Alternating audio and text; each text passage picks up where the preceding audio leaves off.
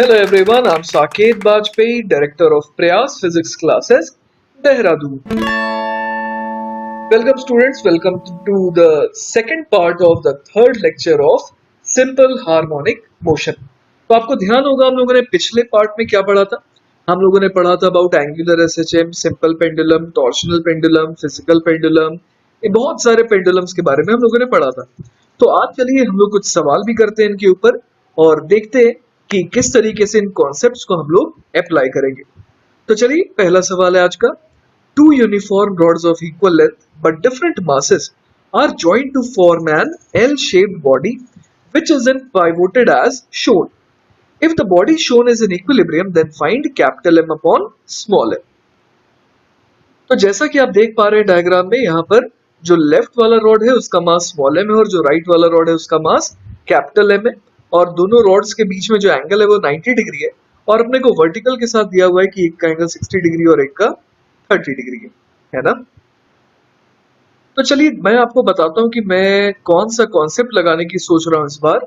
Actually होता क्या है कि अगर मान लीजिए कि मेरे पास एक सिंपल पेंडुलम होता है ना, एक इस तरीके से मान लीजिए मेरे पास सिंपल पेंडुलम होता अगर, तो मैं क्या कहता कि कब ये इक्विलिब्रियम में रहेगा, जब वो इस ओरिएंटेशन में रहता है ना, सच दैट कि जो नीचे mg लग रहा है वो एग्जैक्टली पॉइंट ऑफ सस्पेंशन को इंटरसेक्ट कर रहा हूँ, है ना। तो उस केस में क्या होता है कि टॉर्क जीरो होता है। तो बेसिकली यही आइडिया मैं इस सवाल में भी लगाने वाला हूँ। मैं ये मेक श्योर करना चाहता हूँ कि जो सिस्टम का सेंटर ऑफ मास है वो इस वर्टिकल लाइन में कहीं ना कहीं हो, है ना। तो चलिए उसी के ऊपर काम करते हैं और सोचते हैं कि क्या करना चाहिए। तो अपने को ये पता है कि रॉड का सेंटर ऑफ मास उसके ज्योमेट्रिकल सेंटर पर होता है, मतलब जो लेफ्ट वाला रॉड है उसका सेंटर ऑफ मास यहाँ पर होगा, जो राइट वाला रॉड है उसका सेंटर ऑफ मास कहीं यहाँ पर होगा। अब जो ये लाइन है, the line joining these two masses, है ना, चलिए मैं ज्वाइन करके एक बार दिखा देता हूँ आपको। यहाँ पर इन दोनों को मैं ज्वाइन करने वाला हूँ अभी। ये देखिए इस तरीके से मैंने इसे ज्वाइन कर लिया, है ना। तो बेसिकली हमें ये क्या समझ में आ रहा है, ये जो दो पॉइंट है ना, ये जो दो पॉइंट है एक्चुअली ये एक्चुअली बिहेव कर रहे हैं as the representative of these two rods. जैसे लेफ्ट वाला जो ये पॉइंट है ये लेफ्ट वाले रॉड का रिप्रेजेंटेटिव है, जो राइट वाला पॉइंट है वो राइट वाले रॉड का रिप्रेजेंटेटिव है। तो इन दोनों को अगर हम लोग इन दोनों पॉइंट्स को देखें तो इसके हिसाब से सेंटर ऑफ मास एग्जैक्टली यहां पर आना चाहिए, है ना। तो मुझे एक आइडिया आ रहा है कि अगर मैं इस पॉइंट को ओरिजिन बोल दूं, ना, मतलब 0,0 point of suspension is my origin, तो उसके हिसाब से देखिए कि ये लेंथ जो है ये कितनी हो जाएगी, ये तो l/2 हो जाएगी और ये वाली लेंथ को भी मैं l/2 बोल सकता हूँ। तो लेफ्ट वाले सेंटर ऑफ मास का x कोऑर्डिनेट क्या आ जाएगा, ये जो कोऑर्डिनेट है ये हो जाएगा माइनस होगा सबसे पहले तो, माइनस कितना, l/2 साइन 60 डिग्री। समझ पा रहे हैं, क्योंकि ये एंगल 60 डिग्री है तो ये l/2 साइन 60 डिग्री हो जाएगा। उसी तरीके से जो राइट वाला सेंटर ऑफ मास है उसका x कोऑर्डिनेट क्या हो जाएगा, इसका जो x कोऑर्डिनेट है ये हो जाएगा प्लस l/2 और कितना लिख दे, साइन ऑफ 30 डिग्री। तो बेसिकली x1 आ गया इतना और x2 आ गया इतना, और मुझे ये पता है कि xcom है ना, xcom कितना होना चाहिए, 0 होना चाहिए।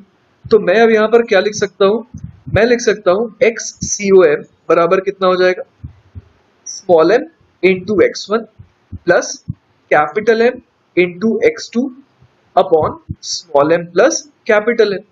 तो यहां से मेरे पास क्या आ जाएगा, यहां से आ जाएगा स्मॉल m इंटू x1 कितना हो जाएगा, x1 हो जाएगा माइनस l/2 और साइन 60 होता है √3/2 plus capital M into x2 कितना हो जाएगा, l/2 into 1/2, this is equal to 0। तो यहां से देखिए मेरे पास, मेरे को निकालना क्या था, मेरे को capital M upon small m निकालना था। तो capital M upon small m देखिए यहां से कितना आ जाएगा, ये 2 और 2 तो गायब हो जाएंगे, L भी चलिए गायब हो जाएगा। तो capital M upon small m है ना, capital M upon small m कितना हो जाएगा, ये आ जाएगा √3, है ना। तो यही मेरा जवाब हो गया। तो मैंने क्या यूज करा यहाँ पर, मैंने ये यूज करा कि भाई अगर इक्विलिब्रियम में है इसका मतलब रोटेशनल इक्विलिब्रियम में भी है। तो रोटेशनल इक्विलिब्रियम में होने का मतलब क्या हुआ कि पूरे सिस्टम पर नेट टॉर्क कितना लग रहा है, 0 लग रहा है।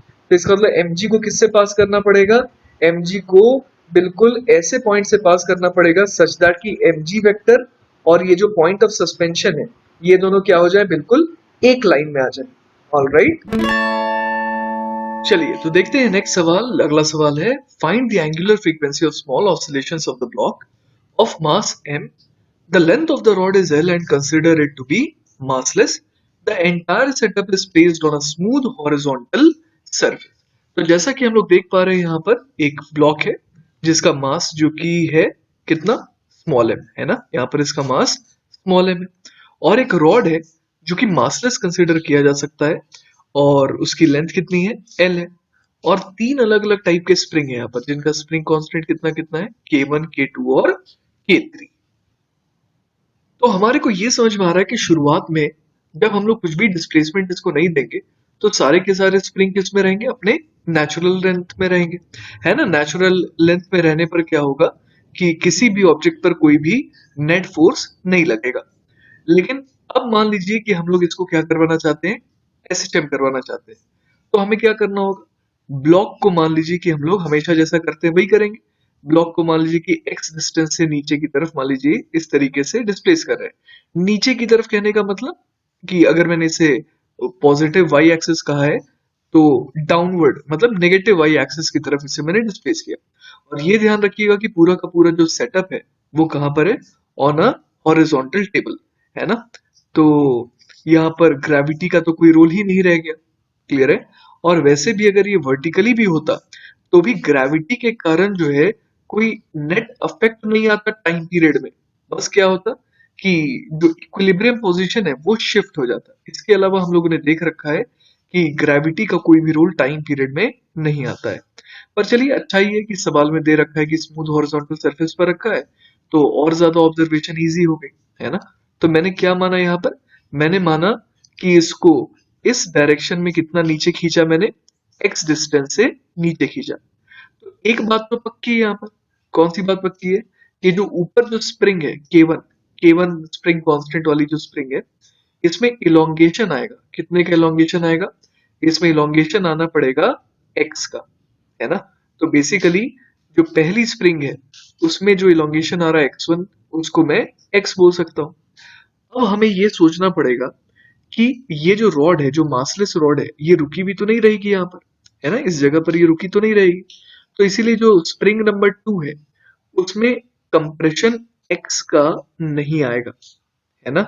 अगर ये रुकी रहती रॉड तब तो कंप्रेशन x का आता, लेकिन ये रॉड रुकी भी तो नहीं है, तो अपने को थोड़ा दिमाग लगाना पड़ेगा। तो मान लेते हैं यहाँ पर कि ये जो रॉड है ना, ये जो मासलेस रॉड है, ये कितने एंगल से रोटेट करी, थीटा एंगल से। तो मेरे को ये समझ में आ रहा है कि अगर ये थीटा एंगल से रोटेट करी तो ये स्प्रिंग जो है वो कितना इलोंगेट होगा इस चीज के कारण, इसके कारण इसमें इलोंगेशन आएगा L/2 इंटू थीटा का, है ना। थीटा मैंने ऑब्वियसली बहुत ही छोटा माना है इसीलिए मैंने आर्क लेंथ को आर थीटा कह दिया, क्लियर है ये बात। अब देखिए यहाँ पर ये जो आर्क लेंथ है ये ऑलमोस्ट सीधा होगा, है ना, स्ट्रेट लाइन जैसा। तो अब देखिए यहाँ पर स्प्रिंग नंबर 2 के बारे में जरा देखिए, है ना। स्प्रिंग नंबर 2 को ऑब्जर्व करना बहुत जरूरी है। स्प्रिंग नंबर 2 में क्या हो रहा है, कुछ इस तरीके से पहले ये स्प्रिंग था, है ना, उसका ऊपर वाला सिरा जो है वो कितना नीचे आना चाह रहा है, वो नीचे आना चाह रहा है लेटर से x, है ना। लेकिन जो नीचे वाला सिरा है वो कितना नीचे जा रहा है, वो जा रहा है नीचे L/2 इंटू थीटा, है ना। तो अब अगर ये सोचना है कि कौन सा इसमें डोमिनेट करेगा ना, x से नीचे जा रहा है वो डोमिनेट करेगा कि L/2 थीटा से ये नीचे जा रहा है वो डोमिनेट करेगा, क्योंकि अगर x और L/2 थीटा बराबर होते तब तो स्प्रिंग में कोई भी चेंज इन लेंथ आता ही नहीं। अगर x ज्यादा होगा तो क्या होगा, तो स्प्रिंग में कंप्रेशन आएगा। अगर L/2 थीटा ज्यादा होगा तो स्प्रिंग में इलोंगेशन आएगा। तो अपने को ये देखना है कि आखिर होने क्या वाला है, इस सेकेंड नंबर की स्प्रिंग में कंप्रेशन आएगा, इलोंगेशन आएगा या नो चेंज आएगा। तो आइए उसको ऑब्जर्व करते हैं बाय यूजिंग स्प्रिंग नंबर 3।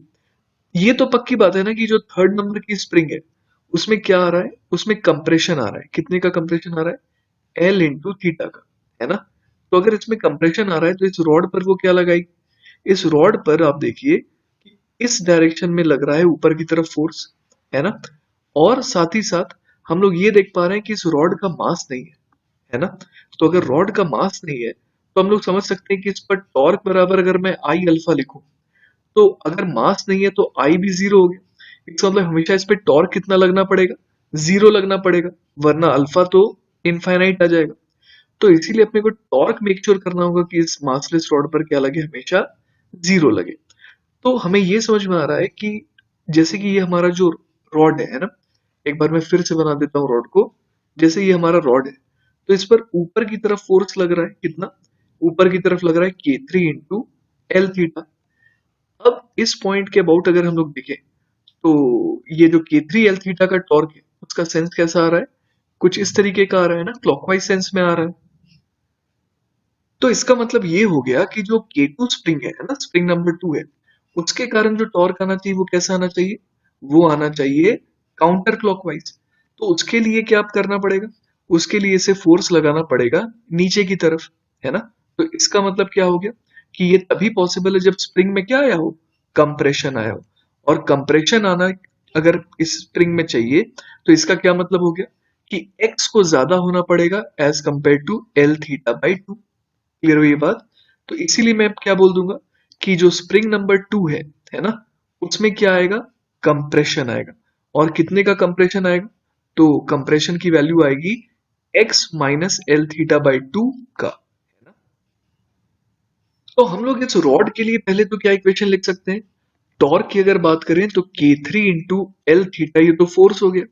इसको किससे मल्टीप्लाई कर देंगे हम लोग, इसको मल्टीप्लाई कर देंगे यहां से यहां, ये जो परपेंडिकुलर डिस्टेंस है ना।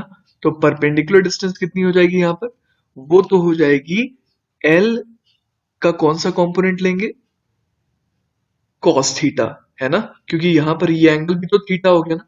तो हम लोग को क्या लेना पड़ेगा, एल का कॉस थीटा लेना पड़ेगा। तो यहाँ पर मल्टीप्लाई कर देते हैं एल कॉस थीटा से। अब इसको किसके बराबर होना पड़ेगा, इसको बराबर होना पड़ेगा ये जो फोर्स लग रहा है K2 x2, है ना। तो K2 इंटू x2, ये तो फोर्स हो गया, multiplied by L by two cos theta, है ना, क्योंकि यहां से यहां तक की दूरी कितनी हो जाएगी, L by two cos theta. तो यहां से देखिए L cos theta cancel out हो गया। तो यहां से अपने पास क्या आ गया, अपने पास यहां पर आ जाएगा K3 इंटू एल थीटा बराबर K2 x2 अपॉन टू। तो अपने पास एक इक्वेशन यहां से ये आ गई, है ना। अब दूसरी इक्वेशन कहां से लाए, तो दूसरी इक्वेशन हम लोग ला सकते हैं कि आखिर x2 में क्या आया था, कंप्रेशन आया था, है ना। तो x2 में जो कंप्रेशन आया था वो कितने के बराबर आएगा, तो चलिए वो निकालते हैं। x2 बराबर हमने निकाला था कि वो हो जाएगा x माइनस, कितने से घटाएंगे x को, x minus L by two theta. तो वही यहां पर लिख देते हैं, x2 बराबर x minus L theta by two. तो अब अगर हम लोग अपने ब्लॉक की बात करें, तो इस पर कौन कौन से फोर्सेस लग रहे हैं। आप देखिए हमने उसे नीचे खींचा था, है ना, नीचे की तरफ खींचा था। तो ऊपर वाली स्प्रिंग उसे खींचेगी ऊपर की तरफ, कितने फोर्स से, K1 इंटू एक्स से। अब नीचे वाली जो स्प्रिंग है वो हमने देखा कंप्रेस हो रही है ना। तो वो कंप्रेस हो रही है, तो वो क्या करेगी, वो भी इस पर धक्का लगाएगी, कितने का, K2 इंटू एक्स टू का। तो बेसिकली अपने को K1x प्लस K2x2 करना है, लेकिन हम लोग चाहते हैं कि जो फोर्स है वो किसके टर्म्स में है, सिर्फ और सिर्फ x के टर्म्स में। तो अपने को x2 जो है वो निकालना होगा as a function of x। तो वो निकालने के लिए काम करते हैं, इन दोनों इक्वेशन का यूज करते हैं ना।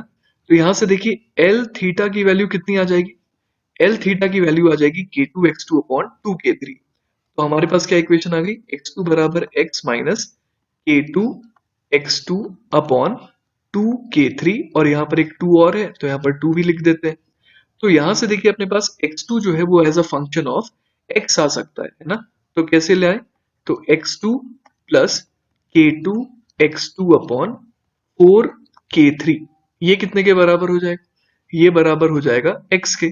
तो यहां से देखिए अपने पास क्या आ गया, अपने पास आ गया x2 is equal to x, और यहाँ पर क्या क्या कॉमन आ गया था, यहाँ पर कॉमन आ जाएगा 1 प्लस K2 अपॉन 4 K3, है ना। तो यहाँ पर x2 आ गया अपने पास। अब अपने को नेट फोर्स निकालना था, है ना। तो F बराबर हमने देखा था मैग्नीट्यूड वाइज कितना आ रहा है, वो आ रहा था K1x plus K2 into x to. तो यहाँ पर लिख देते हैं K1 into x plus k2 into x2 के बजाय क्या लिख दें, x डिवाइडेड बाय 1 प्लस, ये पूरा का पूरा एज इट इज लिख देते हैं, 1 प्लस k2 अपॉन 4k3, है ना। तो हमने ये लिख दिया यहाँ पर। अब इसको चलिए सिंप्लीफाई करते हैं। क्या आ जाएगा सिंप्लीफिकेशन के बाद, ये आ जाएगा k1x plus k2 into x, और ये बन जाएगा 1 अपॉन, ऊपर आ जाएगा 4k3, और ये बन जाएगा 4k3 प्लस k2, है ना। तो यहाँ पे तो ये आ गया। अब इसको फर्दर अगर हम लोग और सिंप्लीफाई करने की कोशिश करें तो यहाँ पर एलसीएम ले लेते हैं। कितना एलसीएम ले लें, 4k3 प्लस k2, तो ये कितना आ जाएगा, x बाहर आ जाएगा और अंदर क्या रह जाएगा, k1 into 4k3 plus k2 plus k2 into 4k3, है ना, ये हमारे पास आ गया। अब इसको ओपन कर देते हैं ना, ये पूरा का पूरा x तो बाहर है ना, तो f बराबर समथिंग इंटू एक्स तो आ रहा है।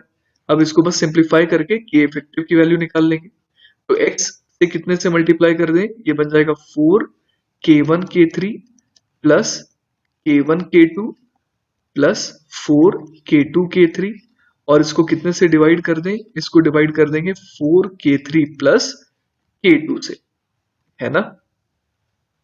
तो अब देखना मुश्किल नहीं है कि ये वाला जो पूरा का पूरा टर्म आया है ये रोल प्ले कर रहा है किसका, के इफेक्टिव का। तो हमारा आंसर क्या हो जाएगा, time period will be equal to 2 pi under the root of m upon K effective, where K effective की वैल्यू क्या हो गई, के इफेक्टिव की वैल्यू हो गई यहाँ पर 4k1k3 plus k1k2 plus 4k2k3 divided by 4k3 plus k2, है ना। चलिए तो नेक्स्ट सवाल देखते हैं। अगला सवाल है, spherical ball of mass small m or and radius small r rolls without slipping on a rough concave surface of large radius capital R. It makes small oscillations about the lowest point. Find the time period. है ना, तो अपने को ये दिया हुआ है कि ये जो कॉन्केव सरफेस है इसका रेडियस ऑफ कर्वेचर क्या है, बहुत ज्यादा है ना, वो कैपिटल आर है। और जो अपने को जो ये स्फेरिकल बॉल दी गई है इसका मास स्मॉल m है और रेडियस कितनी है, स्मॉल r है। अब ये बोल रहा है कि अगर ये बॉटम मोस्ट पॉइंट अबाउट है ना, अगर ये इस तरीके से ऑसिलेशन करेगा तो उसका टाइम पीरियड बताइए। तो चलिए सोचते हैं कैसे आगे प्रोसीड किया जाए। अब देखिए मैंने क्या सोचा इसमें लगाने का, मैंने एक बॉटम मोस्ट पॉइंट के ठीक आसपास में ही एक ऐसा एक टैंजेंट ड्रॉ किया सच दैट कि ये टैंजेंट जो है हॉरिजॉन्टल के साथ बना रहा है एंगल थीटा, है ना, इस तरीके से ये थीटा बना रहा है। अब उसी को मैंने थोड़ा सा मैग्नीफाई करके आपको दिखाने की कोशिश करी है कि ऐसा लग रहा है उस समय पर कि ये एक थीटा एंगल वाले इंक्लाइन प्लेन पर है, और ये क्या दिया है सवाल में कि वो क्या कर रहा है, वो स्लिप नहीं कर रहा है, इसका मतलब वो प्योर रोलिंग कर रहा है। तो उस केस में हमें पता है कि एक्सेलरेशन का फॉर्मूला कितना हो जाता है, g sine theta upon 1 plus I C M upon M R square. तो अपने को center of the spherical ball का क्या मिल गया, एक्सेलरेशन मिल गया। मतलब इस समय ये जो सेंटर है ना, उसका एक्सेलरेशन अपने को मिल गया। अब देखिए ये बॉल दो चीज कर रहा है, एक तो ये अपने एक्सिस के अबाउट भी घूम रहा है, और साथ ही साथ देखा जाए तो ये जो कॉन्केव सरफेस है ना उसके सेंटर के अबाउट भी ये जो बॉल है वो ऐसा लग रहा है कि रोटेशन, मतलब कि ये क्या कर रहा है, इसके चारों तरफ भी इस तरीके से घूमने की कोशिश करता हुआ दिख रहा है। तो दो दो टाइप के यहाँ पर रोटेशन दिखाई दे रहे हैं। तो अगर हम लोग इस पॉइंट से देखें ना, लेट अस से कि इस पॉइंट का नाम मैं ओ दे रहा हूं, कॉन्केव सरफेस के सेंटर का, तो वहां से मैं अगर देखूं तो मुझे ये जो सेंटर ऑफ द बॉल है वो तो क्या करता हुआ दिखाई दे रहा है, वो तो सिर्फ और सिर्फ इस तरीके से ऐसे ऐसे ऐसे ऐसे घूमता हुआ दिखाई दे रहा है ना। तो ऐसा लग रहा है कि यहाँ पर एक पॉइंट है जो कि फिक्स रेडियस में घूम रहा है, और उसका रेडियस कितना है, capital R minus small R कह सकते हैं, है ना। तो अब यहां पर देखिए हम लोग को क्या लगेगा यहाँ पर कि इस सेंटर का जो है एंगुलर एक्सेलरेशन कितना हो जाएगा, उसको चलिए मैं अल्फा कह देता हूं, है ना। मैं किसे देख रहा हूं, इस बॉल के सेंटर को, कहां से, centre of the concave surface से, है ना। तो इस ओ पॉइंट से जब मैं देख रहा हूं तो इसके अल्फा और ए में क्या रिलेशन लगा सकता हूं, मैं बोल दूंगा कि ए बराबर हो जाएगा alpha into R minus small R, यही तो मैं कह दूंगा यहाँ पर। है ना, क्योंकि ए टेंजेंशियल बराबर आर अल्फा होता है, तो वही फॉर्मूला मैंने यहाँ पर यूज करा है। तो अब देखिए यहाँ पर क्या आ जाएगा मेरे पास, एक्सेलरेशन को मैं कितना लिख सकता हूँ, g sine theta divided by 1 plus ICM कितना हो जाएगा, ICM जो है वो हो जाएगा, चूंकि ये स्फेरिकल बॉल दिया है तो 2/5 mr² और इसको डिवाइड करेंगे mr² से, this is equal to alpha into R minus small R. तो यहां से देखिए अपने पास क्या आ गया, अल्फा बराबर आ गया g sine theta divided by 1 plus 2/5 कितना हो जाएगा, 7/5, मतलब कि हो गया 5/7 और नीचे आ जाएगा r माइनस स्मॉल आर। तो अब देखिए ये अल्फा जो है वो मैग्नीट्यूड वाइज तो ऐसा आ रहा है, और साथ ही साथ हमें ये भी दिखाई दे रहा है कि इस अल्फा का सेंस कैसा है, इस अल्फा का सेंस ऐसा है to bring this spherical ball back to its equilibrium position, है ना। तो यहां पर हम लोग देख पा रहे हैं कि अल्फा जो है वो रीस्टोरिंग तो है, लेकिन दिक्कत ये आ रही है कि अल्फा थीटा के प्रोपोर्शनल नहीं आ रहा, वो साइन थीटा के प्रोपोर्शनल आ रहा है मैग्नीट्यूड वाइज। तो क्या करें हम लोग, हमें समझ में आ रहा है कि हमें स्मॉल एंगल लेना पड़ेगा, तभी ये एंगुलर एसएचएम करता हुआ दिखाई देगा।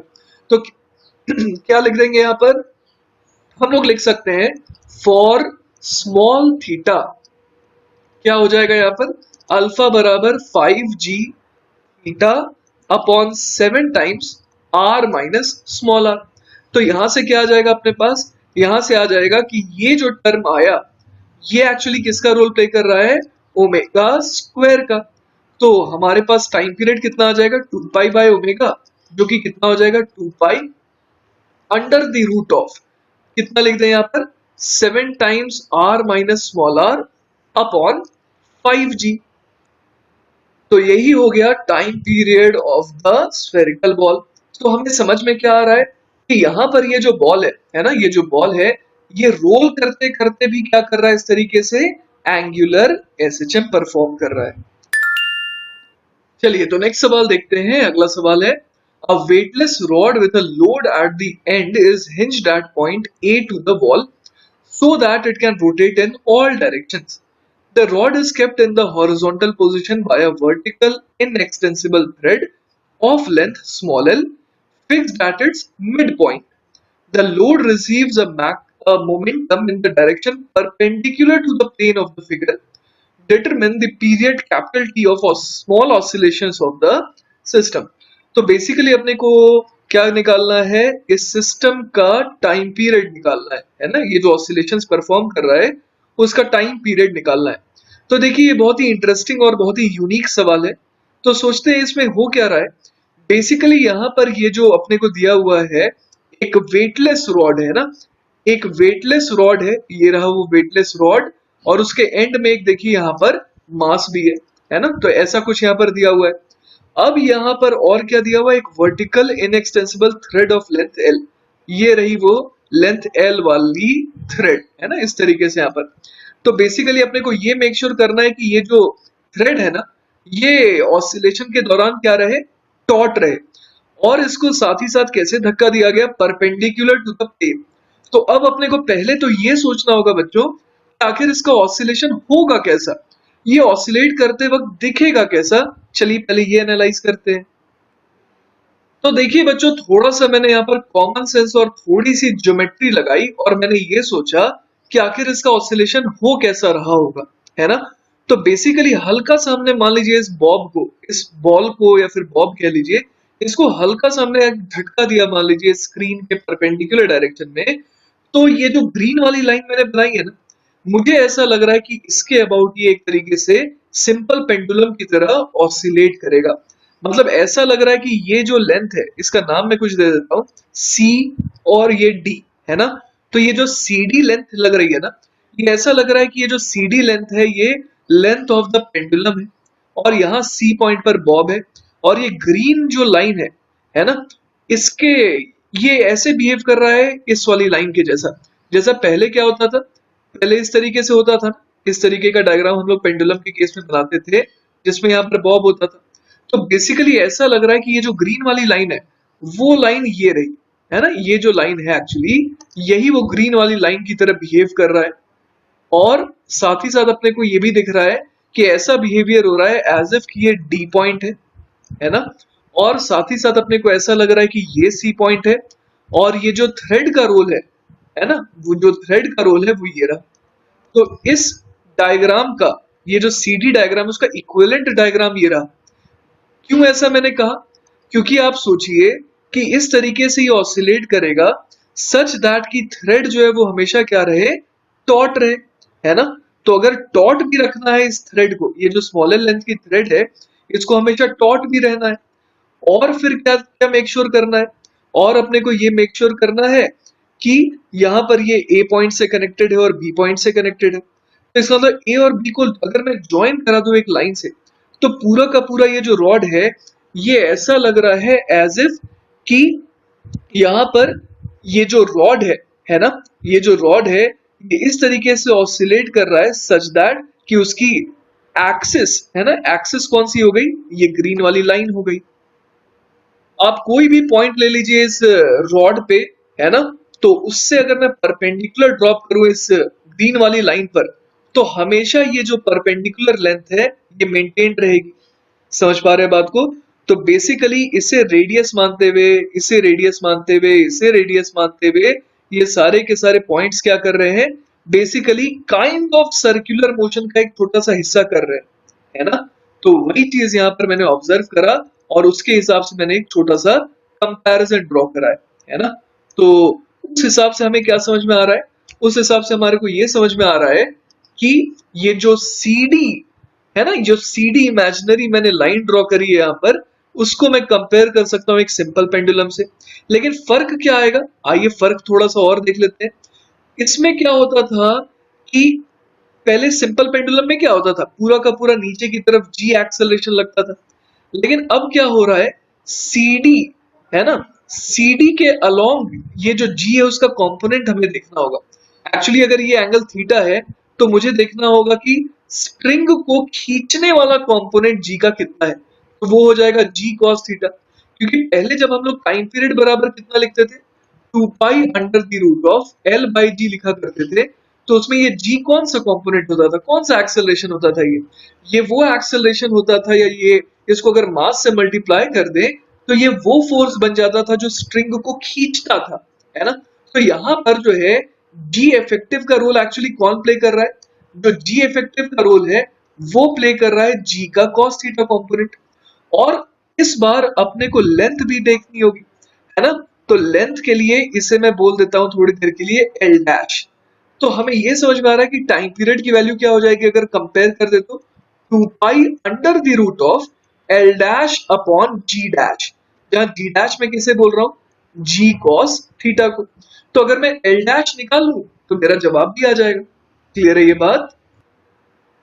तो बच्चों ये देखिए कि जिस एंगल को मैंने थीटा कहा है उसके हिसाब से ये भी थीटा हो गया, और फिर ये वाला एंगल को भी थीटा होना पड़ेगा, है ना। तो अगर ये वाला एंगल थीटा हो गया, और अपने को कौन सी लेंथ दी हुई थी, अपने को आइए सवाल में मैं आपको दिखाता हूँ कि दो लेंथ दी हुई है। एक तो कौन सी लेंथ है यहाँ पर, एक है थ्रेड की लेंथ स्मॉल एल, है ना।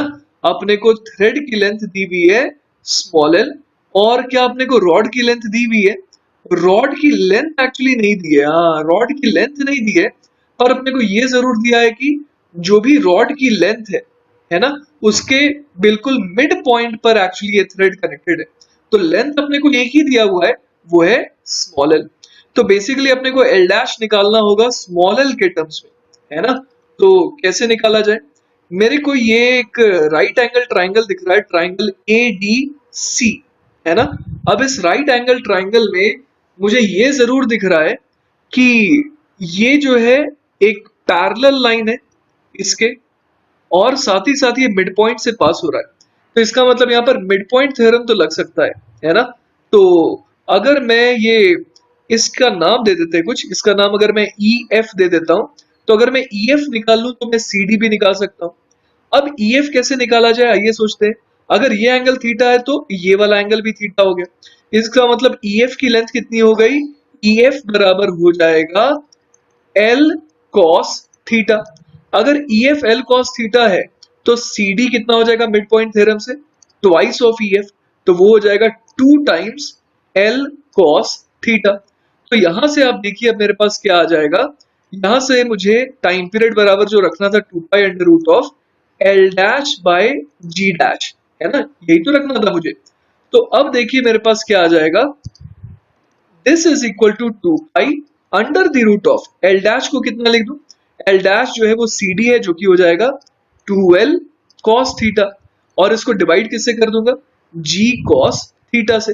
तो cos थीटा से cos थीटा कट गया, तो मेरे पास जवाब क्या आ गया, time period is equal to 2 pi under the root of 2l upon g, है ना। तो यही आ गया अपना फाइनल जवाब। तो हमने क्या यूज करा मेथड यहाँ पर, हमने ये मेथड यूज करा कि ऐसा लग रहा था कि ये जो CD है ना, ये जो CD इमेजिनरी लाइन जो मैंने ड्रॉ करी है, ये इसको देख करके ऐसा लग रहा था कि ये बिहेव कर रहा है किसकी तरह, एक सिंपल पेंडुलम की तरह बिहेव कर रहा है ना, क्योंकि ये पूरे के पूरे AC रॉड का मोशन ही कुछ ऐसा था, क्योंकि इस AC रॉड का मोशन इस तरीके का था सच दैट की BE लेंथ में कोई चेंज ना है ना, मतलब ये जो स्ट्रिंग है इसको हमेशा टॉट रहना था। तो अगर इसको टॉट रहना था, तो अब आप समझिए कि मैंने और क्या ऑब्जर्व करा होगा, यहाँ पर मैंने ये चीज भी ऑब्जर्व करी कि ये जो BC लेंथ है इसको भी कांस्टेंट रहना होगा, क्योंकि CE तो रॉड का क्या है, आधा हिस्सा है। तो CE अगर फिक्स है, BE अगर फिक्स है, तो इसका मतलब BC को भी फिक्स रहना होगा। अगर BC फिक्स है और B से D है ना, ये वाली लेंथ जो है ये तो मैंने इमेजिनरी मानी है यहाँ पर, तो उस हिसाब से CD की लेंथ क्या हो गई, यहाँ पर फिक्स हो गई, है ना। तो इस हिसाब से मैंने ये ऑब्जर्व करा कि क्या होना पड़ता, होना ये पड़ता कि यहाँ पर CD को हमेशा एक स्ट्रेट लाइन ही रहना है और जिसकी लेंथ कभी भी चेंज नहीं हो सकती, है ना। तो मैंने एक तरीके से ढूंढ लिया वो लाइन जिसके अबाउट सारे के सारे पॉइंट्स क्या कर रहे हैं, एक तरीके से काइंड ऑफ सर्कुलर मोशन जैसा कर रहे हैं, और उस सर्कुलर मोशन में क्या हो रहा है, टू एंड फ्रो मोशन हो रहा है बेसिकली, है ना। एक सर्कल के अलॉन्ग तो ये मूव करने की कोशिश कर रहे हैं, लेकिन उस सर्कुलर पाथ पर टू एंड फ्रो मूव कर रहे हैं। तो उस हिसाब से मैंने देख लिया कि अच्छा यहाँ पर क्या हो रहा है, यहाँ पर सी पॉइंट का, है ना, जहां पर मास लगा हुआ है उसका एंगुलर SHM हो रहा है। क्लियर है। चलिए तो नेक्स्ट सवाल देखते हैं। A simple pendulum is suspended from the ceiling of a car accelerating uniformly on a horizontal road. If the acceleration is a naught and the length of the pendulum is small l, find the time period of small oscillations about the mean position. तो चलिए सबसे पहले तो इसके लिए एक diagram बना लेते हैं। तो देखिए जैसा कि मैंने यहाँ पर शो किया, एक कार बना दिया मैंने और इसको एक्सेलरेशन ए नॉट दे दिया। अब आप देखिए अगर मैं इस कार के फ्रेम से देखूं तो मुझे ऐसा फीलिंग आ रहा है कि ये पेंडुलम जो है इसकी इक्विलिब्रियम पोजीशन कहीं पीछे की तरफ होगी। ऐसा क्यों, क्योंकि देखिए इस पर एक तो फोर्स लग रहा है नीचे की तरफ mg, और एक स्यूडो फोर्स पीछे की तरफ लगाना पड़ेगा m a नॉट मैग्नीट्यूड का, और टेंशन T ऐसा लगेगा। तो ऑब्वियस है कि ये जो पोजीशन है यही इसकी क्या होगी, इक्विलिब्रियम पोजीशन होगी इस समय, है ना, थोड़ा सा पीछे। अगर ए नॉट जीरो होता तब ये थ्रेड जो है वो कैसा होता, बिल्कुल वर्टिकल होता। जैसे जैसे एक्सेलरेशन आगे की तरफ दिखा रहा है मैंने, तो उसके हिसाब से क्या हो रहा है, ये थ्रेड जो है इसको थोड़ा एंगल बनाना होगा with the horizontal, with the vertical कह लीजिए। तो अब यहाँ पर मुझे ये पहले तो निकालना है कि ये कौन सा एंगल है। लेट अस से कि ये एंगल थीटा नॉट है जो कि इसके मीन पोजीशन को बता रहा है ना। तो थीटा नॉट कैसे निकाले, इस समय पेंडुलम पर या फिर इस बॉब की बात करें तो इस पर नेट फोर्स जीरो लगना चाहिए, है ना। तो अगर मैं यहाँ पर फोर्सेस को ब्रेक करूं अलोंग द थ्रेड और परपेंडिकुलर टू द थ्रेड के अलोंग, तो क्या हो जाएगा, यहां पर मैं देख पा रहा हूं कि चूंकि ये एंगल थीटा नॉट है तो ये एंगल थीटा नॉट हो गया, और वर्टिकली ऑपोजिट होने के कारण ये वाला एंगल भी थीटा नॉट हो गया। तो अब मुझे ये दिख रहा है कि mg का sine theta naught has to be equal to ma naught का cos थीटा, है ना। तभी तो टेंशन के परपेंडिकुलर डायरेक्शन में भी इस पर नेट फोर्स जीरो लगेगा। तो यहां से देखिए मेरे पास क्या आ गया, यहां से आ गया tan ऑफ थीटा नॉट बराबर आ गया a नॉट अपॉन जी, है ना। तो मेरे पास एक रिजल्ट तो फिलहाल आ गया कि कौन से एंगल पर आखिर ये इक्विलिब्रियम में रहेगा। अब इस ओरिएंटेशन से मुझे क्या करना है, इसे थोड़ा सा डिस्प्लेस करना है और इसका टाइम पीरियड मेजर करना है।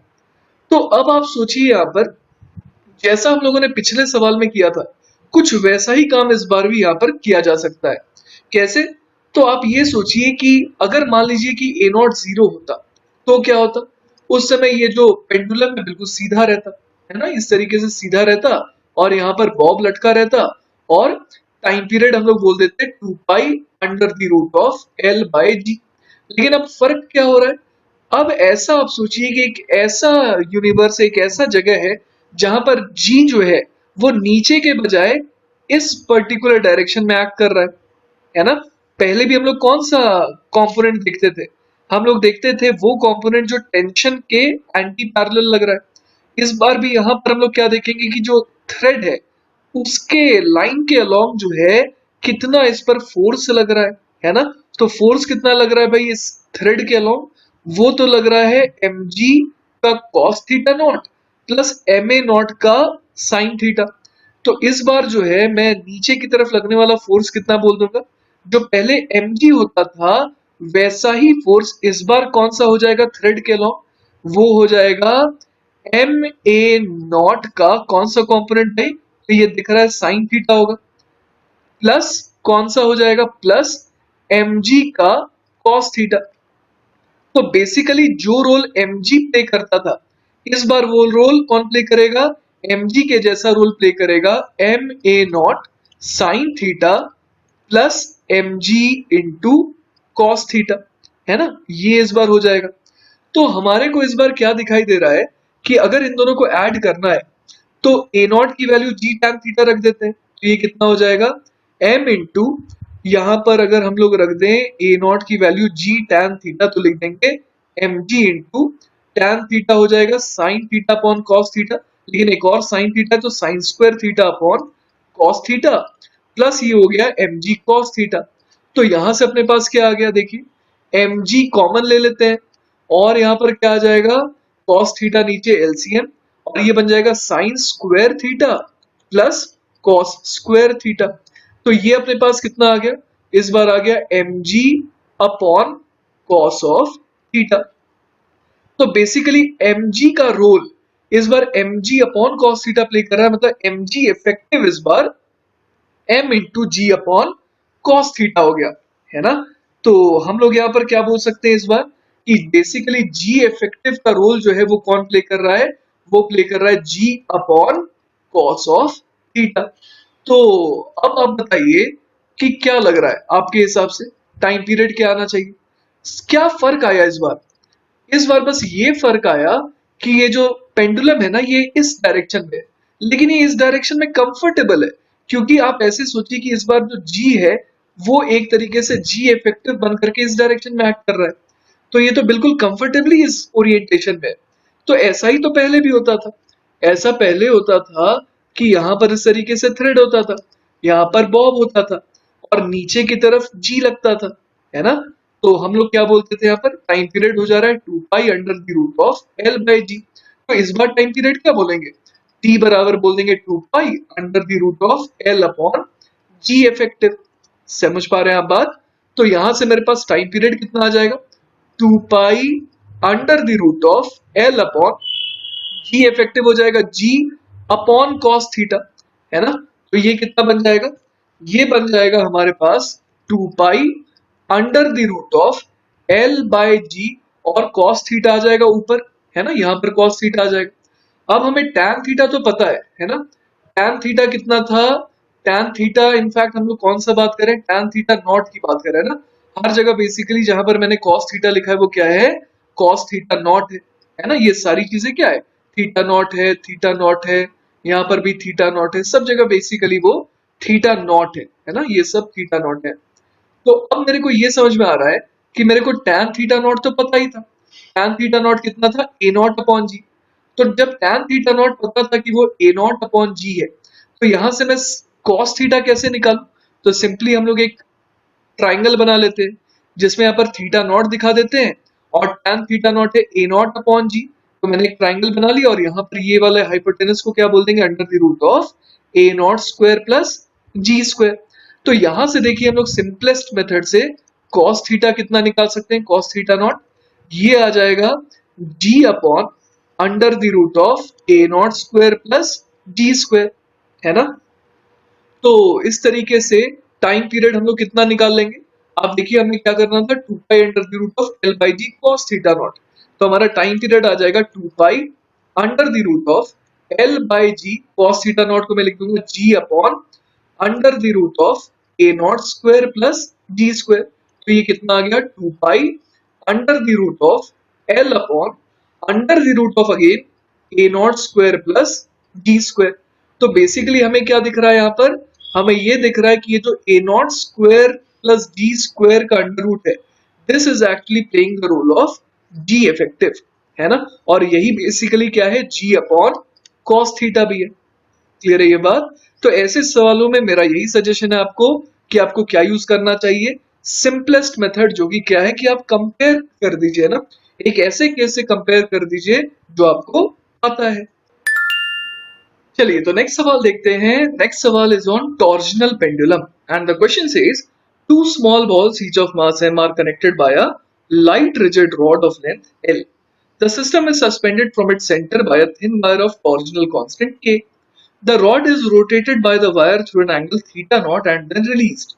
Find the force exerted by the rod on one of the balls as the system passes through the mean position. तो जैसा कि आपको याद होगा किस तरीके से वायर को क्या किया गया, ट्विस्ट किया गया bye rotating the two balls, है ना। इस रॉड और इस टू बॉल सिस्टम को हम लोगों ने क्या किया, इसी प्लेन में रोटेट किया कुछ इस तरीके से, कितने एंगल से, थीटा नॉट से, जिसके कारण वायर का अपर एंड तो रुका हुआ था, फिक्स था, लेकिन लोअर एंड में क्या आ गया, ट्विस्ट आ गया, जिसके कारण वायर ओवरऑल जो है थोड़ी सी ट्विस्टेड फील कर रही है, जो ये इसके लिए काफी अनकंफर्टेबल पोजीशन है। तो क्या होगा, ये wire would try to re restore its original orientation, है ना। तो उसके लिए क्या लगाती है, ये टॉर्क लगाती है। अब जो यहाँ पर टॉर्क है उसके लिए अपने को दिया हुआ है टॉर्जनल कांस्टेंट के है, मतलब कि टाउ बराबर हम लोग क्या मान सकते हैं, माइनस के थीटा, है ना। तो चलिए इसका इस्तेमाल करते हैं। यहाँ पर मेरे को पूछा गया है find the force exerted by the rod on one of the balls. कब, जब ये सिस्टम कहां पर आ गया, अपने मीन पोजीशन पर आ गया। तो ये बहुत प्यारा सवाल हो गया है। इसमें देखिए हम लोग एनर्जी कंजर्वेशन भी लगा सकते हैं। कैसे, आइए मैं आपको बताता हूं। यहां पर टाउ बराबर कितना है, माइनस के थीटा है ना। तो जैसा कि हम लोग जानते हैं कि इस समय वायर के पास कितनी एनर्जी होगी जब थीटा एंगल से ये रॉड घूमी होगी, तो मतलब वायर में जब ट्विस्ट आया होगा उस समय इस वायर में क्या आ चुकी होगी, इस वायर में आ चुकी होगी ट्विस्ट के प्रोड्यूस होने के कारण एक पोटेंशियल एनर्जी, है ना। और वो पोटेंशियल एनर्जी को हम लोग कितना लिख सकते हैं, अगर कंपेयर करें हाफ के एक्स स्क्वायर से, है ना। एफ बराबर जैसे माइनस के एक्स होता था तो हम लोग पोटेंशियल एनर्जी बोलते थे हाफ के एक्स स्क्वायर, उसी तरह टाउ बराबर माइनस के थीटा है, तो पोटेंशियल एनर्जी उस समय हम लोग कितनी बोल देंगे, हाफ के थीटा स्क्वायर, है ना। और थीटा उस समय कितना था, थीटा नॉट था, तो यहाँ थीटा नॉट लगा देते हैं।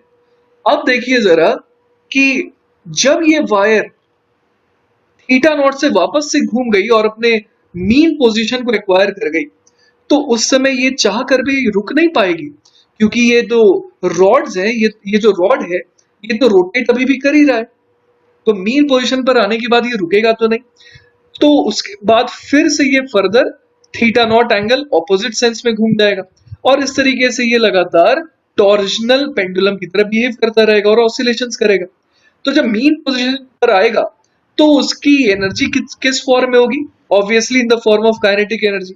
और वो हम लोग क्या लिख सकते हैं, उस समय जो काइनेटिक एनर्जी हो जाएगी वो हो जाएगी, दो बॉल्स है तो ट्वाइस कर देते हैं, twice multiplied by half M, और लेटर से कि उस समय उसकी स्पीड v है, तो हाफ एम वी स्क्वायर का क्या कर दिया मैंने, डबल कर दिया। तो बेसिकली एनर्जी कंजर्वेशन से मैं क्या देख पा रहा हूं कि उस समय जब इसके पास काइनेटिक एनर्जी नहीं थी, सिर्फ पोटेंशियल एनर्जी थी, तब की एनर्जी ये है। और जिस समय इसके पास पोटेंशियल एनर्जी नहीं है, काइनेटिक एनर्जी, उस समय उसकी काइनेटिक एनर्जी इतनी है, और कहीं एनर्जी का लॉस तो हुआ नहीं। इसका मतलब हाफ के थीटा नॉट का स्क्वायर बराबर twice of half M V square हो जाएगा, सिंपली एम वी स्क्वायर, है ना। तो एम वी स्क्वायर बराबर कितना आ गया, एम वी स्क्वायर बराबर आ गया के थीटा नॉट स्क्वायर अपॉन 2, अपने पास तो ये आ गया। अब चलिए एक काम करते हैं, किसी भी एक बॉल का फ्री बॉडी डायग्राम बनाते हैं।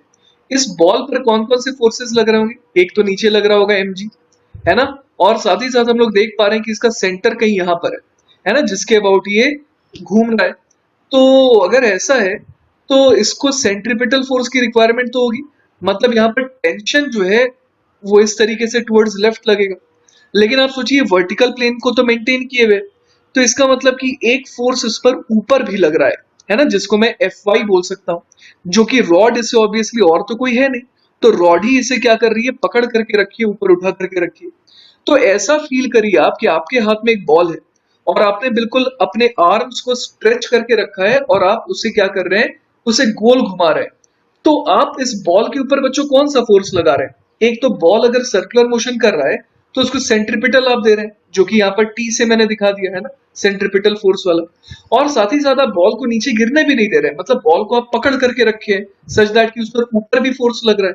तो वो फोर्स इस पर मैंने Fy से दिखा दिया, जो मैग्नीट्यूड वाइज mg के बराबर होगा।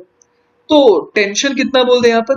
टेंशन हम लोग यहाँ पर बोल सकते हैं M V square upon radial distance कितनी हो जाएगी, वो हो जाएगी L/2, है ना, जैसा कि आप डायग्राम में बच्चों देख पा रहे हैं यहाँ पर। इसके लिए तो किसी भी एक बॉल को अगर मैं देखूं तो उसके लिए सेंटर तो यही रहा, जिसके अबाउट ये एक तरीके से उस मोमेंट पर सर्कुलर मोशन का एक हिस्सा कर रहा है ना, जो सर्कुलर पाथ है उसके अबाउट ये क्या कर रहा है, ये मोशन कर रहा है, टू एंड फ्रो मोशन कर रहा है। तो टेंशन बराबर कितना आ गया, mv² अपॉन L/2, और इसको फर्दर कैलकुलेट करें तो कितना आ जाएगा, ये आ जाएगा टेंशन बराबर mv² इंटू 2, मतलब ट्वाइस ऑफ mv² अपॉन कितना आ जाएगा, अपॉन आ जाएगा L। तो हमसे पूछा क्या गया था, ये सवाल में देखते हैं। हमसे पूछा गया था force exerted by the rod. तो रॉड सिर्फ टेंशन तो नहीं लगा रही है, वो ऊपर की तरफ भी एक फोर्स लगा रही है। तो ऊपर की तरफ फोर्स कितना है, F बराबर mg है। तो नेट फोर्स कितना लिख देंगे हम लोग, वो हो जाएगा अंडर द रूट ऑफ, है ना, F² प्लस T², जो कि कितना हो जाएगा, under the root of mg का whole square plus 2mv² upon L का भी होल स्क्वायर। तो ये बेसिकली क्या आ गया मेरे पास, नेट फोर्स आ गया, जो कि कौन लगा रहा है, जो कि लगा रहा है रॉड, किस पर, किसी भी एक बॉल पर। और किस समय की बात हो रही है, उस समय की बात हो रही है जब ये बॉल जो है, या फिर आप इस रॉड प्लस बॉल सिस्टम को ले लीजिए विथ वायर, ये अपने मीन पोजीशन पर आया है ना। तो अब अपने को आखिरी काम बस ये करना है कि mv² बाय L की वैल्यू पुट कर देनी है। तो mv² कितना था, half K theta not square था, है ना, mv² कितना था, हाफ के थीटा नॉट का स्क्वायर था। तो इस वैल्यू से हम लोग क्या निकाल सकते हैं, एफ नेट कितना आ जाएगा, वो आ जाएगा अंडर द रूट ऑफ, है ना, m²g² plus twice of mv² कितना हो जाएगा, ट्वाइस ऑफ mv² हो जाएगा k थीटा नॉट स्क्वायर। तो यहां लिख देते हैं k थीटा नॉट का होल स्क्वायर अपॉन कितना लिख दें, अपॉन L लिख देते हैं, है ना। तो mv² के लिए तो रिप्लेसमेंट हो गया k थीटा नॉट स्क्वायर, और बाहर हमने लगा दिया एक और स्क्वायर, और L के ऊपर भी लगाना होगा स्क्वायर, है ना। तो हमारा फाइनल आंसर कितना हो जाएगा, F net is equal to under the root of कितना आ जाएगा, ये m²g² plus k² theta naught की पावर 4 डिवाइडेड बाय L², है ना। तो ये जो है आ गया हमारा फाइनल जवाब। This is the net force exerted by, किसके द्वारा ये फोर्स एक्सर्ट हो रहा है, ये फोर्स एक्सर्ट हो रहा है by the rod on any of the balls when the system is at its mean position, है ना। चलिए तो बच्चों नया टॉपिक चालू करते हैं, जो कि है oscillations of a pendulum of very long string. देखिए मैं आपको पहले तो आइडिया दे देता हूं कि हम लोग कैसे पेंडुलम की बात कर रहे हैं। जैसे कि ये जो है ना, ये है अर्थ, है ना। तो देखिए अर्थ के रेडियस के कंपेरेबल साइज का आपको यहाँ पर दिख रहा होगा कि एक पेंडुलम है ना, मतलब कि इसकी जो लेंथ है वो comparable to radius of earth आप मान सकते हैं। तो जैसा कि आप देख पा रहे हैं यहाँ पर, ये तो मैंने बस एक रेफरेंस लाइन बना दी है। हमारा जो पेंडुलम है वो ये रहा, है ना, जो कि आप देख पा रहे हैं कि इस लाइन से कितना एंगल बना रहा है, थीटा एंगल बना रहा है ना। तो इसके ऑसिलेशन को हमें एक्चुअली एनालाइज करना है। तो ये तो ओवरऑल पिक्चर है। अब मैं थोड़ा सा जूम करके, थोड़ा मैग्नीफाई करके आपको ये दिखाता हूं ताकि हम लोग एनालाइज कर पाए। तो देखिए अब हम लोग थोड़ा इसका मैग्निफाइड वर्जन देख पा रहे हैं। जैसा कि आप देख पा रहे हैं कि यहाँ पर ये पेंडुलम है और ये जो है ये हमारा पेंडुलम है ना। अब मान लीजिए कि इसकी लेंथ जो है वो स्मॉल एल है और हमें क्या दिया हुआ है, हमें रेडियस ऑफ द अर्थ दिया हुआ है आर ई, है ना। तो ऑब्वियस है कि इस पेंडुलम का जो बॉब है उस पर फोर्स लगेगा toward centre of the earth, तो उसे ही मैंने यहाँ पर एम जी वेक्टर से शो कर रखा है। अब देखिए अगर ये एंगल थीटा है तो लेट अस से कि ये वाला एंगल फाई है ना। तो उस हिसाब से अगर हम लोग देखें तो हमें ये दिख रहा है यहाँ पर कि ये वाला एंगल कितना हो जाएगा, ये वाला एंगल जो है उसको होना पड़ेगा, मैथ्स अगर आप लगाएं सिंपल तो ये हो जाएगा थीटा प्लस फाई, है ना। क्योंकि बाहर का जो एंगल होता है वो इंटीरियर एंगल्स का, इन दोनों एंगल्स का क्या होता है, सम होता है थीटा प्लस फाई। तो अगर एम्प्टी वेक्टर को मैंने दो कंपोनेंट्स में तोड़ा, एक अलोंग द स्ट्रिंग और एक परपेंडिकुलर टू द स्ट्रिंग, तो हमें ये समझ में आ रहा है कि mg के दो कंपोनेंट कौन कौन से हो जाएंगे। एक तो हो जाएगा mg cos of theta plus five और एक हो जाएगा कौन सा, mg का साइन कंपोनेंट, है ना, mg sine of theta plus five. अब आपको ये समझ में आ रहा होगा कि यहाँ पर जो mg sine theta plus five वाला कंपोनेंट है यही एक्चुअली रीस्टोर करवाना चाह रहा है। और मैंने डायग्राम की क्लैरिटी के लिए इस बॉब को यहाँ दिखाया है। बेसिकली बॉब कहाँ पर आप एज्यूम कर सकते होगा, बॉब लगभग कहीं यहाँ पर होगा, जिसके कारण अब आप इमेजिन कर पा रहे होंगे कि ये जो mg sine theta plus five है वो ऑलमोस्ट कैसा हो गया, वो ऑलमोस्ट आपको लग रहा होगा कि ऐसा कुछ हो गया, है ना। मतलब ये रिस्टोर करता हुआ आपको दिख रहा होगा इस तरीके से, है ना। तो यहाँ पर हम लोग जो रीस्टोरिंग फोर्स है उसको कितना लिख सकते हैं, F बराबर मान लीजिए मैंने लिख दिया minus of mg sine of theta plus five, है ना। माइनस साइन क्यों है, ताकि ये एक तरीके से आइडिया दे रहा है कि ये किस डायरेक्शन में है, ये ऐसे डायरेक्शन में सच दैट कि ये रिस्टोर करवाना चाह रहा है इस पार्टिकल को। तो यहां से देखिए अगर हम लोग, जैसे मैंने आपको कहा था कि ये पार्टिकल यहाँ पर है, मतलब ये थीटा ये फाई ये दोनों कैसे हो गए इस हिसाब से, बहुत ही छोटे हो गए। इसीलिए मैं एफ को क्या लिख सकता हूँ, एफ को लिख सकता हूँ माइनस एम जी और सिंपली क्या लिख दूंगा, थीटा प्लस फाई लिख दूंगा, है ना। तो अब देखिए यहाँ पर अगर मैं स्मॉल एंगल अप्रोक्सीमेशन मैंने लगाया और फर्दर में एक और चीज सोचूं यहाँ पर कि जैसे कि यहाँ पर आप देख पा रहे हैं कि थीटा और फाई दोनों ही क्या है, बहुत छोटे हैं, तो मैं थीटा और फाई की वैल्यू भी यहाँ पर पुट कर सकता हूँ। देखिए कैसे, देखिए उसके लिए आपको ये डायग्राम ज्यादा हेल्प करेगा। आपको याद होगा ये डायग्राम, है ना, इसमें मैंने इसे थीटा कहा था और इसे एंगल फाई कहा था। ये रेडियस ऑफ द अर्थ है आर ई और ये लेंथ ऑफ द पेंडुलम है एल। और मान लीजिए कि ये जो छोटा सा डिस्टेंस है ना, ये जो छोटा सा डिस्टेंस है इसे मैं कितना कह रहा हूँ, इसे मैं एक्स कह रहा हूँ। तो अब आप बताइए यहाँ पर कि मैं क्या लिख सकता हूँ थीटा को, है ना, थीटा को मैं किस तरीके से लिख सकता हूँ, x बराबर मैं बोल दूंगा एल थीटा। और इसी तरीके से मैं और क्या लिख सकता हूँ, x बराबर और मैं लिख सकता हूँ यहाँ पर आर ई इंटू फाइव। समझ पा रहे हैं आप, मैंने आर्क लेंथ बराबर आर थीटा का यूज किया है। तो इस हिसाब से मेरे पास थीटा भी आ गया कितना, थीटा आ गया x अपॉन एल और फाई आ गया x अपॉन आर ई। चलिए इसको नीचे भर देते हैं। तो थीटा बराबर मुझे क्या भरना है, माइनस एम जी, थीटा बराबर भरना है मुझे x अपॉन एल और फाई के बदले क्या भरना है, x अपॉन आर ई, है ना। तो यहां से देखिए मेरे पास f कुछ इस तरीके का आ गया। तो f बराबर अगर मैं और अच्छे से देखूं तो ये कितना आ जाएगा, minus M G multiplied by one by L plus one by R E. ये किसको, अच्छा इसके साथ एक और टर्म आएगा x आएगा। तो यहाँ पर आपको दिख रहा होगा कि फोर्स जो है वो मैग्नीट्यूड वाइज x के प्रोपोर्शनल भी है और साथ में वो रीस्टोरिंग इन नेचर भी है। तो इसका मतलब ये सारे के सारे क्वालिटीज रख रहा है सच दैट कि एसएचएम करवा पाए, है ना। तो यहाँ पर ये देखिए ये के इफेक्टिव का ये वाला पूरा टर्म रोल प्ले कर रहा है, क्लियर है। तो हम लोग यहाँ से क्या बोल सकते हैं कि टाइम पीरियड कितना आ जाएगा, टाइम पीरियड आ जाएगा simply two pi under the root of M upon K effective, है ना। तो इसकी वैल्यू अगर हम लोग रखना चाहें यहाँ पर तो रख देते हैं, टाइम पीरियड कितना आ जाएगा two pi under the root of M upon, अब के इफेक्टिव कितना आया था, के इफेक्टिव आप ही देख लीजिए यहाँ पर, ये आया था minus M G one upon L plus one upon R E. तो यहाँ पर एज इट इज भर देते हैं, सॉरी के तो प्लस एम जी में था, तो के हम लोग कर देंगे mg 1/l प्लस 1/re, है ना, माइनस साइन तो बाहर रहता है। तो यहां से मेरे को दिख रहा है एम से एम कैंसिल आउट हो गया, है ना। तो फिर क्या आ गया मेरे पास, टाइम पीरियड बराबर आ गया simply 2 pi under the root of, है ना, अंडर द रूट ऑफ क्या आ जाएगा ये 1/, है ना, ऊपर तो कुछ भी नहीं बचा, 1/g, और नीचे क्या आ जाएगा 1/l प्लस 1/re।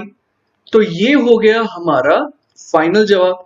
लेकिन एक चीज आप देखिए, हम लोगों को एक और बढ़िया तरीका मिल गया time period of a simple pendulum drive करने का, क्योंकि फॉर कॉमन, है ना, जो कॉमन हम लोग सिंपल पेंडुलम देखते हैं, फॉर कॉमन सिंपल पेंडुलम, उस केस में क्या होता है, उस केस में हमें पता है कि लेंथ जो है वो much much less than radius of अर्थ होता है। तो उस केस में हम लोग यहाँ पर क्या बोल सकते हैं कि 1/re जो है वो तो नेग्लिजिबल हो जाएगा, है ना। तो उस केस में टाइम पीरियड कितना आ जाएगा 2 pi under the root of 1/g, और अंदर क्या लिख दें 1/l प्लस 1/re, अगर करेंगे यहाँ पर तो ये वाला टर्म तो जीरो हो जाएगा। तो इससे क्या आ जाएगा अपने पास, टाइम पीरियड बराबर 2 pi under the root of 1/g, और इधर क्या आ जाएगा 1/l सिंपली आ जाएगा। तो अगर इसको और अच्छे से देखें तो ये वापस से वही केस बन गया ना, 2 pi under the root of l ऊपर आ जाएगा l/d। तो देखिए हम लोगों ने एक तरीके से time period of a simple pendulum derive करने का एक और तरीका निकाल लिया। चलिए तो बच्चों आ जाते हैं आज के आखिरी सवाल पे। सवाल है, a fixed smooth tube in the form of a semi circle of radius capital R is kept vertical. A non-viscous liquid is in equilibrium, subtending an angle 2 theta at the center C of the circle. Find the angular frequency of small oscillations of the liquid. मतलब इस तरीके से बहुत ही प्यार से ये liquid रखा हुआ था, थीटा थीटा एंगल दोनों तरफ बन रहा था, और ये ऑब्वियस है कि इक्विलिब्रियम में था। अब ये बोल रहा है कि अगर इसको थोड़ा भी डिस्प्लेस किया जाए तो जो ये ऑसिलेशन परफॉर्म करेगा उसकी आपको क्या बतानी है, एंगुलर फ्रीक्वेंसी। मतलब बेसिकली हमसे क्या पूछा गया है, ओमेगा पूछा गया है। तो चलिए सोचते हैं कि क्या किया जाएगा यहाँ पर। मान लीजिए कि एक सिरे को मैं थोड़ा सा उठाऊं, है ना, इस तरीके से इस ट्यूब को मैं झटका दूं, या फिर इसे इस तरीके से मैं टिल्ट करूं सो दैट कि क्या हो जाए, ये जो लेवल है ये थोड़ा सा इस तरफ पहुंच जाए, है ना। मान लीजिए कि ये कितना पहुंच गया इस तरफ, ये पहुंच गया इस तरफ डी थीटा एंगल एक्स्ट्रा, है ना। इस तरीके से मान लीजिए मैंने डी थीटा एंगल बढ़वा दिया। तो ऑब्वियस है कि वॉल्यूम को कंजर्व करने के लिए इधर लेफ्ट साइड वाला जो लेवल है वो क्या होगा, वो डी थीटा एंगल से कम हो जाएगा, है ना। कुछ इस तरीके से मैं दिखा देता हूं, यहाँ पर डी थीटा एंगल कम हो गया। तो राइट साइड में डी थीटा एंगल की बढ़ोतरी हुई है और लेफ्ट साइड में डी थीटा एंगल से कम हो गया है ना। तो बेसिकली जो नया डायग्राम है वो कैसा दिख रहा है, वो कुछ ऐसा दिख रहा है ना, कि अब जो लेवल है वो एक तरफ से कंपेयर करें अगर दूसरी तरफ में तो कितना ज्यादा है। आप ऐसे देख सकते हैं कि एक तरफ angle theta plus D theta और एक तरफ है थीटा माइनस डी थीटा। तो फर्क कितने का आ गया, ट्वाइस ऑफ डी थीटा का, है ना। तो अगर मैं सेंटर सी से अगर देखूं तो मुझे ऐसा फील हो रहा है यहाँ पर कि एक्स्ट्रा फ्लूइड यहाँ पर कितना है, एक्स्ट्रा जो फ्लूइड है यहाँ पर वो है 2d थीटा एंगल सबटेंड करने वाला। क्लियर है ये बात। तो उस एक्स्ट्रा फ्लूइड के कारण क्या होगा, आप सोचिए कि अब इम्बैलेंस क्रिएट हो गया है। अब राइट साइड में ज्यादा फ्लूइड है तो उस पर टॉर्क mg का ज्यादा लगेगा as compare to left side वाले के कारण।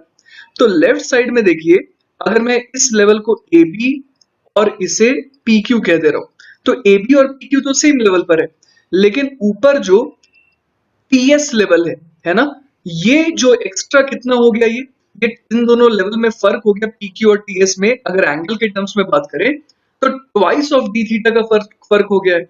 तो ये जो एक्स्ट्रा फ्लूइड आ गया यहाँ पर, उसकी वजह से अगर मैं सी पॉइंट से देखूं तो क्या लगेगा, एक एक्स्ट्रा टॉर्क लगेगा। और कितना एक्स्ट्रा टॉर्क लगेगा, तो चलिए पहले तो इसका वेट निकाल लेते हैं। एक्स्ट्रा वेट कितना यहाँ पर आ गया, तो एक्स्ट्रा वेट निकालने के लिए क्या करें, आप देखिए कि मान लेते हैं कि ये जो लिक्विड है ना, इसका cross sectional area capital A है। तो मैं क्या बोल सकता हूं कि जो एक्स्ट्रा मास आया है ना, डेल्टा एम, वो कितना हो जाएगा, वो हो जाएगा ट्वाइस ऑफ लेंथ कितनी हो गई इसकी, twice of R d theta, है ना। ये तो लेंथ हो गया, इसको एरिया से मल्टीप्लाई कर देते हैं तो ये वॉल्यूम हो गया, इसको रो से मल्टीप्लाई कर देते हैं लिक्विड की डेंसिटी तो ये क्या हो गया, ये मास हो गया। तो अगर मैं इसका वेट निकालना चाहता हूं तो इसको जी से मल्टीप्लाई कर दूंगा, तो इधर भी जी से मल्टीप्लाई कर दूंगा, तो ये तो वेट आ गया। अब आप सोचिए यहाँ पर कि मुझे निकालना क्या है, मुझे टॉर्क निकालना है इस मोमेंट पर कितना है ना। तो आप ऐसे सोचिए यहाँ पर कि ये कुछ इस तरीके के शेप का था, तो यहाँ पर ये एंगल कितना था, थीटा एंगल था। अब इस पर वेट एक्ट कर रहा है नीचे की तरफ कितना, डेल्टा एम इंटू जी। अब ये वाला एंगल तो थीटा है, तो टॉर्क कितना हो जाएगा इस फोर्स का। आप देखिए कि यहाँ पर अगर ये रेडियस आर है तो ये वाला जो परपेंडिकुलर डिस्टेंस हो गया वो तो आर साइन थीटा हो गया ना। तो अगर मैं टॉर्क निकालूं, है ना, एक्स्ट्रा जो टॉर्क आ रहा है वो अगर मैं निकालना चाहूं तो मुझे क्या करना पड़ेगा, मुझे सिंपली यहाँ पर लिख देना होगा कि टाउ बराबर, है ना, जो एक्स्ट्रा टॉर्क अब क्रिएट हुआ है इम्बैलेंस के कारण वो कितना हो जाएगा, twice of R d theta a rho g, ये तो रहेगा ही, ये तो वेट है। इसको मल्टीप्लाई कर देंगे perpendicular distance which is R sine theta से, है ना। तो इस तरीके से मैंने मल्टीप्लाई कर दिया तो ये रीस्टोरिंग टॉर्क मुझे बता रहा है। मैंने मैग्नीट्यूड लिखा है दोनों तरफ, तो ये रीस्टोरिंग टॉर्क क्यों है, क्योंकि आप देखिए कि अगर मैंने लिक्विड के सेक्शन को इस तरीके से उठा दिया था तो अब ये ऑपोजिट सेंस में नीचे जाना चाह रहा है ना। तो ये तो समझ में आ रहा है कि ये जो टॉर्क है ये रीस्टोरिंग है। तो यहां से देखिए अपने पास टॉर्क कितना आ गया, टॉर्क आ गया 2r d theta a rho g into r sine theta. अब टॉर्क बराबर हम लोग क्या लिख सकते हैं, टॉर्क बराबर हम लोग लिख सकते हैं I इंटू अल्फा। तो I इंटू अल्फा बराबर कितना हो जाएगा, 2r a rho g into r, तो r स्क्वायर कर देते हैं, into sine theta into D theta. अब मोमेंट ऑफ इनर्शिया पूरे सेक्शन का कितना होगा, सी पॉइंट से तो हर एक लिक्विड जो है वो आर रेडियल डिस्टेंस ही दूर है। तो हम लोग यहाँ पर क्या बोल सकते हैं, मोमेंट ऑफ इनर्शिया कितना बोल सकते हैं, हम लोग बोल सकते हैं total mass into R square. अब टोटल मास कितना हो जाएगा, तो भाई टोटल मास के लिए क्या करेंगे, टोटल लेंथ कितनी थी, twice of R into theta, इसको मल्टीप्लाई कर देंगे एरिया से, इसको मल्टीप्लाई कर देंगे रो से, तो ये total mass of the liquid आ गया। इसको मल्टीप्लाई कर देंगे आर स्क्वायर से तो ये आई आ गया, इंटू अल्फा बराबर कितना आ गया, twice of R square A rho G sine theta into D theta. तो यहां से देखिए क्या आ जा रहा है, 2r से 2r चला गया, है ना। अब a इंटू रो से a इंटू रो भी चला गया। अब यहां से क्या आ गया अपने पास, यहां से आ गया अल्फा बराबर r into sine theta into G into D theta divided by कितना, डिवाइडेड बाय थीटा, और यहां पर एक और आ जाएगा टर्म आर स्क्वायर, है ना। इस तरीके का कुछ बन जा रहा है यहाँ पर। तो अब r से एक r चला गया, तो फाइनली अपने पास अल्फा कितना आ गया, अल्फा आ गया g sign theta upon r theta D theta. अब आप देखिए यहाँ पर कि ये सारी की सारी कंडीशन सेटिस्फाई कर रहा है एंगुलर एसएचएम की। जितना एंगुलर डिस्प्लेसमेंट हुआ उसके प्रोपोर्शनल आ रहा है एंगुलर एक्सेलरेशन, है ना। और साथ ही साथ अल्फा का जो सेंस है वो उसे वापस लाने वाला है, रीस्टोरिंग है। तो इसका मतलब मैं इसे कंपेयर कर दे रहा हूँ किससे, अल्फा बराबर minus omega square into angular displacement. तो उससे मेरे को ये समझ में आ रहा है कि ये वाला टर्म क्या बन गया, ये वाला टर्म बन गया ओमेगा स्क्वायर। तो ओमेगा स्क्वायर बराबर g sine theta upon R theta है, तो ओमेगा बराबर कितना हो जाएगा, under the root of g sine theta divided by R theta. तो सवाल में बेसिकली मुझसे एंगुलर फ्रीक्वेंसी ही पूछा था और उसका जवाब हम लोगों ने बड़े आराम से निकाल लिया। तो बच्चों इसी के साथ हमारा आज का लेक्चर खत्म हो गया और आपको ये सीखने को मिला कि किस तरीके से एसएचएम जो है ना वो अलग अलग टॉपिक्स में भी पूछा जा सकता है ना। जैसे ये फ्लूइड का सवाल था पर इसमें एसएचएम लगा दिया गया है, तो आपको ये समझ में आ रहा हो कि एसएचएम किसी भी अलग चैप्टर से रिलेट करके लगाया जा सकता है ना। तो अच्छे से रिवाइज करिएगा और इसके बाद 2 और लेक्चर बचेंगे एसएचएम के, जिसमें हम लोग सुपरपोजिशन ऑफ एसएचएम और फिर डैम्प्ड ऑसिलेशन पढ़ेंगे। तब तक के लिए टेक केयर बच्चों, बाय बाय।